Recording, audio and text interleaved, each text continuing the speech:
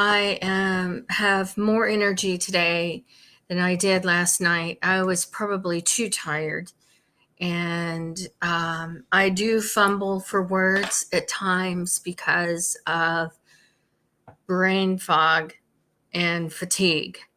And I was definitely struggling last night. And I probably should be resting, but it's hard for me to lay in bed and think about the things I could do to be productive. And I was making deliveries and pushing myself during the past week. And I also I'm struggling with blood sugar. I do watch what I eat. However, I do still struggle with keeping my blood sugar at a steady level. And I am trying to avoid having to go on insulin. So it is a challenge. And when I'm struggling with the blood sugar, along with Hashimoto's, I get fatigued and I've had low iron.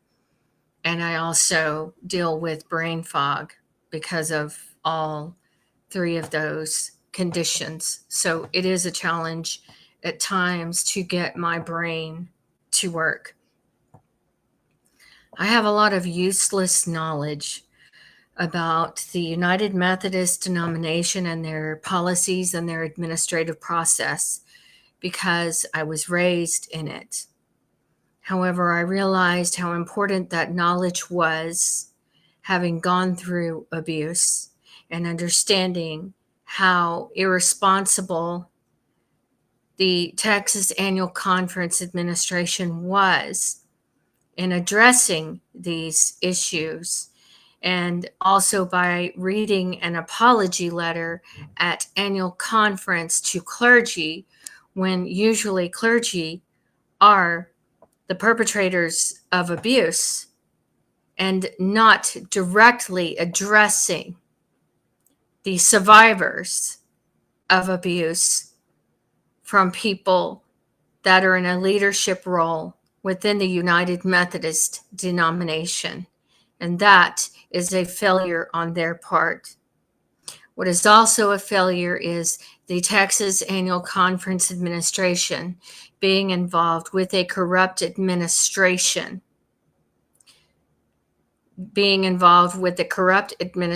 like the Domestic Relations Office of Harris County. And that collided and turned into a big mess when a survivor of sexual assault was forced into the supervised visitation with the Domestic Relations Office, such as myself, because I survived sexual assault, repeated sexual assault from a United Methodist minister that was employed under the Texas Annual Conference administration. And I was forced in to the Domestic Relations Office supervised visitation, not knowing I would be forced to visit my kids at a United Methodist church that was under the same administration that employed my father, who sexually abused me. And not only that, I would also be sexually harassed on the premises of St. Stephen's United Methodist Church in front of church staff and also in front of the staff of the Domestic Relations Office. And absolutely nothing would be done. And not only was it not addressed, I was kicked out of supervised visitation by the Domestic Relations Office. They called me. They left a voicemail.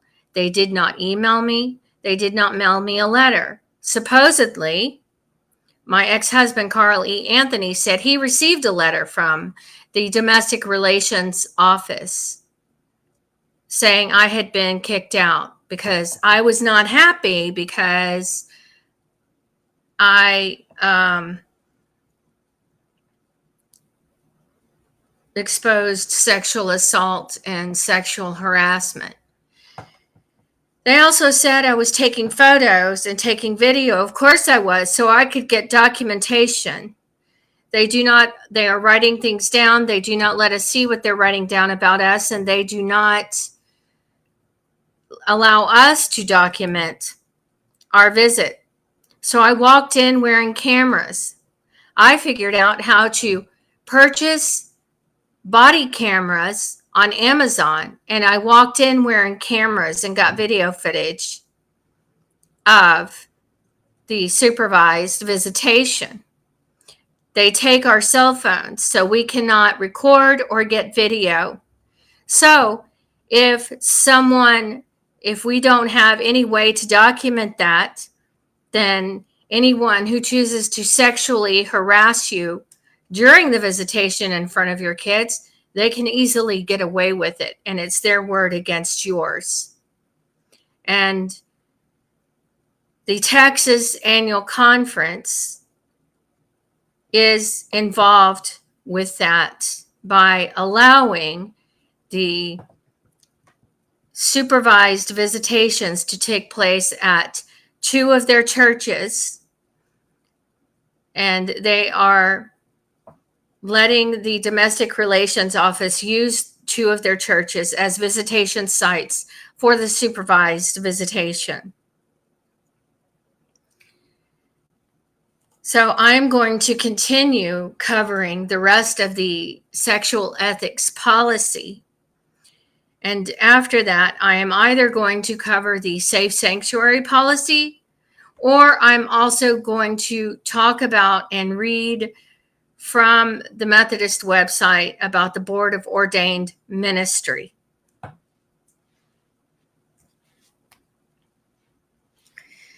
I am on page 16 of the Sexual Ethics Policy with the Texas Annual Conference Administration of the United Methodist Denomination in Houston. Section 81.003, Liability of Employer. An employer of a mental health services provider is liable to a patient or former patient of the mental health services provider for damages if the patient or former patient is injured as described by Section 81.002 and the employer. So, I've talked about the fact that the Texas Annual Conference had a psychologist that was employed under their administration, and his name was Dr. Robert Hudspeth. He provided counseling for clergy and their families who were employed under the Texas Annual Conference administration. He also provided psychological evaluations for clergy that were going through the ordination process within the Texas Annual Conference administration. This is a problem because basically he was giving psychological assessments of his potential colleagues that would be employed under the same administration as him. This is a conflict of interest. It also means that clearly red flags were missed or overlooked of clergy who were sexual predators. In example, John Chester Dowden, my father, who was a pedophile. And he was just as sick as the pedophiles that he counseled at Rusk State Hospital in Rusk, Texas, when he was going through clinical training. Okay. 1, fails to make inquiries of an employer or former employer whose name and address have been disclosed to the employer and who employed the mental health services provider as a mental health services provider within the 5 years, the date of disclosure concerning the possible occurrence of sexual exploitation by the mental health services provider of parents of patients or former patients of the mental health services provider. Okay, two things I'm going to bring up was there was more than one occasion when Dr. Robert Hudspeth was inappropriate. One of the times he had mentioned something about women developing breasts, and it was inappropriate. It made me uncomfortable. I really didn't like it, but I didn't say anything, because if I had, then pressure would have been put upon me to be expected to be comfortable with that. What should have happened is I should have been referred to a female therapist rather than my father's colleague counseling me, because that's what that was. And that is inappropriate. It's unethical. You should not have any personal connections with your therapist. Also, within the domestic relations office, the supervised visitations, the visitations that are held at the United Methodist churches, they share information about the parents with staff and the churches, such as contact info. They share that information without the consent of the parents, without the consent of the custodial parent, and without the consent of the visiting parent. You have no rights when you're in there. And it doesn't matter if you have a clean background. It doesn't matter if you could pass a background check. Because in there, you're deemed as a criminal, even if you aren't.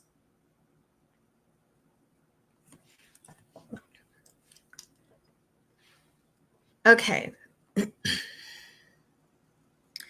2, knows or has reason to know that the mental health services provider engaged in the sexual exploitation of the patient or former patients, and the employer failed to A, report the suspected exploitation as required by Section 81.006. I contacted the conference administration, said, hey, I know you have a history of employing pedophiles, one of them being my father. I know you have 3 clergy that have been convicted for committing a crime. And I'm visiting a United Methodist church that is under your administration, which also employed my father, John Chester Dowden, who was a pedophile, and I was not his only victim. I notified the Domestic Relations Office. I notified the Texas Annual Conference. Nothing was done. I notified the Domestic Relations Office and the Texas Annual Conference about the sexual harassment that I was going through in the supervised visitations.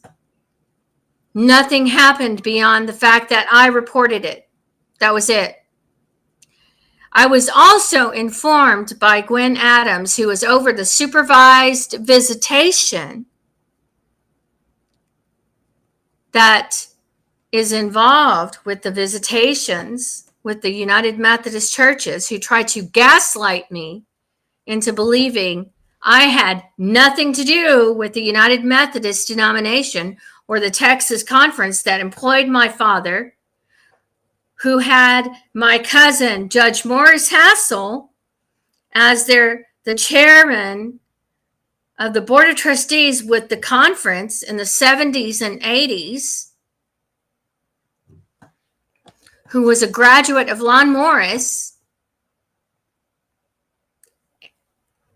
And what Gwen Adams informed me of is that any allegations of abuse from me are hearsay. They're irrelevant. Now, if anybody else come forward with allegations of abuse, it's relevant. But because it came from me, it's not relevant. This was after I had contacted the Texas Annual Conference Administration about the Domestic Relations Office and about the fact that parents and children were being exploited at these visitations by employees of the Domestic Relations Office of Harris County, and that parents were being followed to the restroom like myself, and that I had experienced sexual harassment at the visitation at multiple locations, and nothing was done about it. The Texas conference is full of shit. The administration is full of shit. They don't follow these policies. I guarantee you they don't. And they sure as hell did not think I would get on video blasting them for being hypocrites with their policies, which is exactly what they are. Hypocrites and cowards.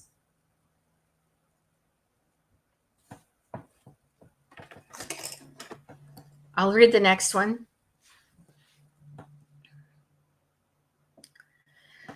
A, report the suspected exploitation as required by Section 81.006, or B, take necessary action to prevent or stop the sexual exploitation by the mental health services provider. So no one did a damn thing within the conference administration to stop the exploitation of parents. In fact, what happened was I experienced retaliation from the Domestic Relations Office and was kicked out of supervised visitation. And now, because I exposed that, I cannot see my kids. Haven't seen my kids in a year. And now one son wants the other son to die a slow and painful death. I guess that's the type of parenting the Texas Annual Conference must approve of within their administration, is for one son to want the other son dead, who is not receiving psychiatric treatment. And their father takes our younger son to learn how to use a gun rather than provide our 16-year-old with the psychiatric treatment that he needs. The Texas Annual Conference stepped into a hornet's nest, getting involved in my family court matter. And now they are finding out. And so is my ex-husband. Now, Carl Edward Anthony is too stupid to understand the intricacies within the Texas Annual Conference administration. He didn't grow up in it. I did. I've known bishops. I've spoken with many bishops. He hasn't. And he may think that this may make me look crazier than I already am. But, I mean, I am a product of the Texas Annual Conference, right? So if I'm crazy, guess where I got it from? I guess they didn't think about that. What I am doing isn't going to make me crazy, because what it's going to do is alarm people within the United Methodist denomination. It's going to make it to General Conference, and it's going to be discussed in meetings, everything I'm talking about. And it means that more eyes of highly educated people are going to be looking at the content where I am exposing him, because they aren't going to help him. They aren't going to hire an attorney to help him. the Texas Annual Conference administration is going to be far more concerned in protecting their reputation, or what's left of it.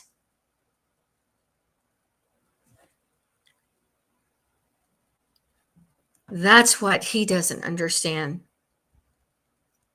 And regardless of if he ever does it or not, I don't really care, but I guarantee you he will feel the pressure of people watching my content and also watching where I expose him. Like when I haven't spoken to our son and I don't know if he's still alive because his brother wants him to die a slow and painful death, and their father thinks that's not a big deal. And the Texas Annual Conference didn't think about, in the event that our son, who's not receiving psychiatric treatment, decides to harm someone again, or fatally harm somebody, or if he were to tell someone else that he wants them to die, if any of that were to get into the media, the public media, then all of the posts I'm putting out about the Texas Annual Conference will be in an even bigger spotlight. Because if I can't have a relationship with my kids, and my ability to protect them has been taken away from me, and I have all this spare time because I can't see my kids and I can't be the mother to them that I've needed to be, then I can put all of this to light and let everybody find out what has been going on in the darkness. Because what someone told me once, and they were so right, what goes on in the dark eventually comes to light. And that also applies to the Texas Annual Conference.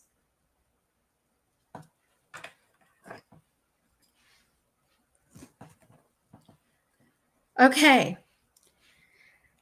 B, an employer or former employer of a mental health services provider is liable to a patient or former patient of the mental health services provider for damages if the patient or former patient is injured as described by Section 81.002, and the employer or former employer, one, knows of the occurrence of the sexual exploitation by the mental health services provider of the patient or former patient.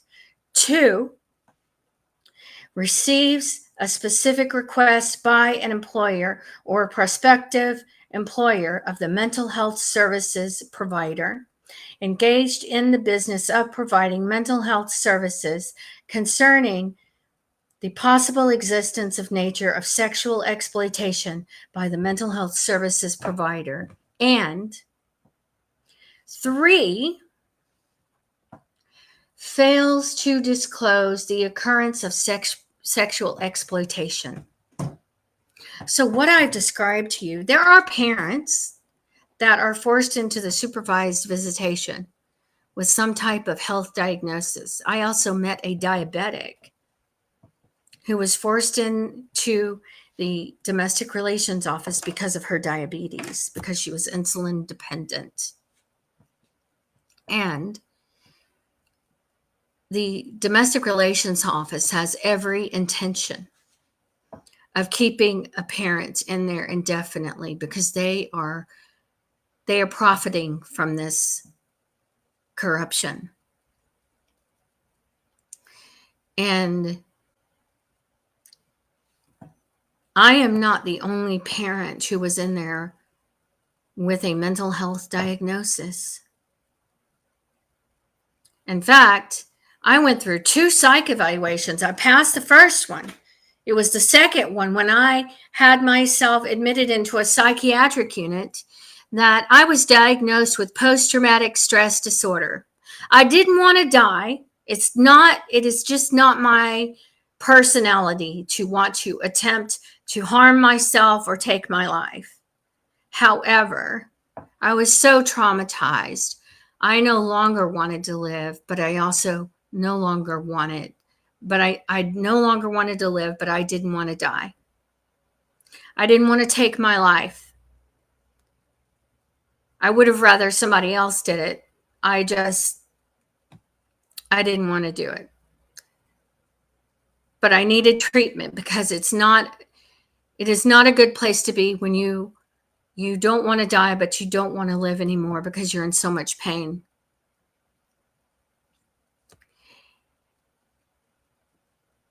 And I had to go back to the visitations after that hospitalization. And I was also sexually harassed again after that diagnosis. So it was being sexually harassed in a United Methodist Church that was under the same administration, the Texas Annual Conference, that employed my father, who sexually assaulted me. It was because of those reasons that I was diagnosed with post-traumatic stress disorder, part of those reasons. And then even after that, I still had to go through sexual harassment in front of my kids to visit my kids. And this is what the Texas Annual Conference Administration of the United Methodist denomination in Houston, with the presiding Cynthia Harvey, who is the bishop, this is what they are involved in. And they made a mistake in assuming I would be quiet.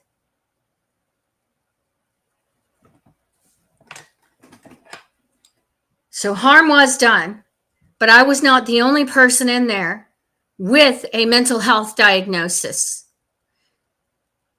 And on top of that, anyone else in there with a mental health diagnosis is exploited.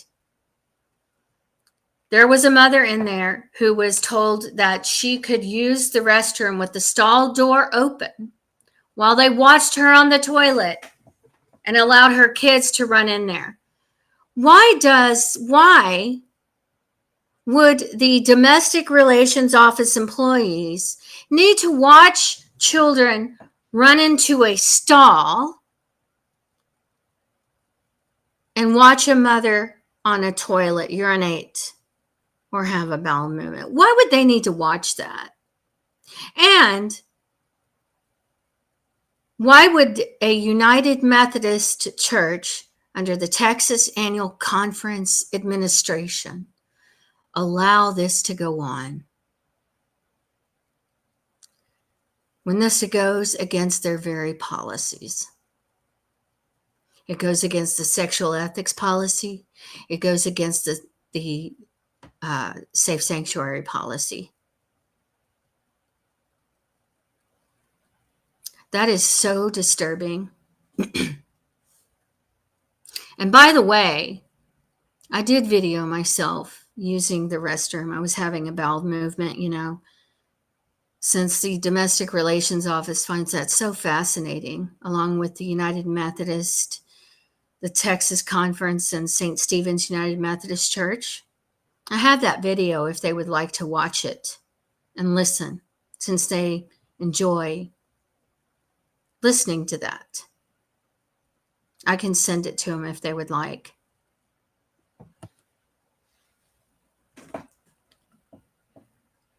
Okay.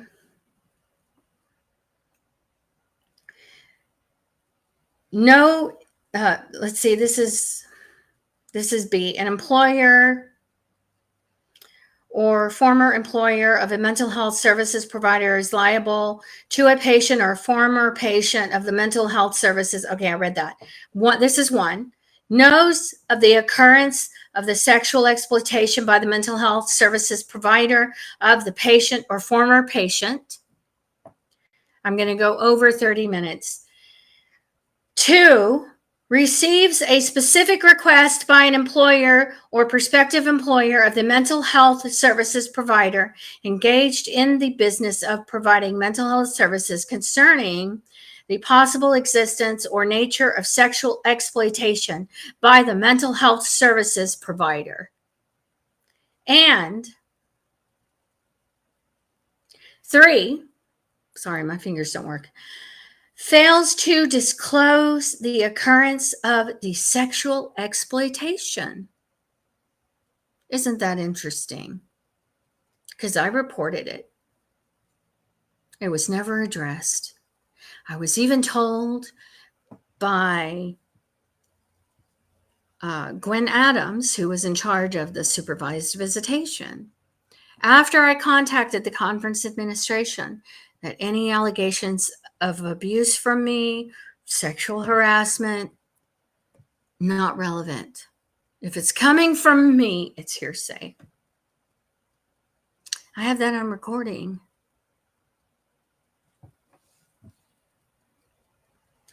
C, an employer or former employer is liable under this section only to the extent that the failure to take action described by subsection A or B was a proximate and actual cause of damages sustained. Oh, there were damages. Absolutely. You're looking at it. You're listening to it. D, if a mental health professional who sexually exploits a patient or former patient is a member of the clergy and the sexual exploitation occurs when the professional is acting as a member of the clergy, liability, if any, under this section is limited to the church, congregation, or parish in which the member of the clergy carried out the clergy member's pastoral duties. 1, at the time the sexual exploitation occurs, if the liability is based on a violation of subsection A, or 2, at the time the previous occurrence of sexual exploitation, of if the liability is based on a violation of subsection B. So that is all I have for this page. I will continue later covering the rest of the sexual ethics policy, or lack of ethics, because clearly the Texas Annual Conference of the United Methodist Denomination never had ethics to begin with.